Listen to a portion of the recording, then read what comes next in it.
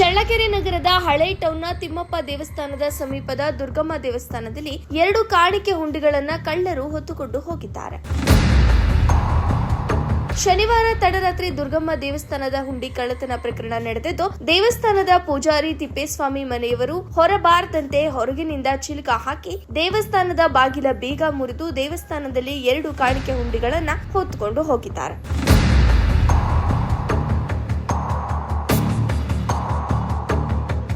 ಪೂಜಾರಿ ತಿಪ್ಪೇಸ್ವಾಮಿ ಬೆಳಗ್ಗೆ ಬಾಗಿಲು ತೆರೆಯಲು ಪ್ರಯತ್ನಿಸಿದಾಗ ಹೊರಗಿನಿಂದ ಲಾಕ್ ಮಾಡಿರುವುದು ಬೆಳಕಿಗೆ ಬಂದಿದೆ. ಅಕ್ಕಪಕ್ಕದ ಮನೆಯವರು ಬಾಗಿಲು ಚಿಲಕ ತೆಗೆದಾಗ ಪೂಜಾರಿ ಹೊರಬಂದಾಗ ದೇವಸ್ಥಾನದಲ್ಲಿ ಹುಂಡಿ ಕಳ್ಳತನವಾಗಿರುವುದು ಬೆಳಕಿಗೆ ಬಂದಿದೆ. ಈ ಘಟನೆ ಸ್ಥಳಕ್ಕೆ ಪೊಲೀಸರು ಭೇಟಿ ನೀಡಿ ಪರಿಶೀಲನೆ ನಡೆಸಿದ್ದಾರೆ.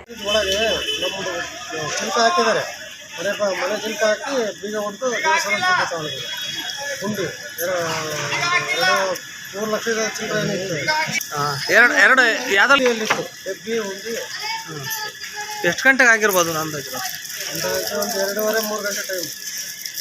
ಮನೆ ಬೀಗ ಹಾಕಿ ಮೊದಲು ನಿಮ್ದು ಡೋರ್ ನಮ್ಮ ಡೋರ್ ಚಿಲ್ಕ ಹಾಕಿ ಪಕ್ಕದ ಮನೆ ಹೊರಗೆ ಹಾಕಿದ್ರೆ ಚಿಲ್ಕ ಹಾಕಿ ಇದು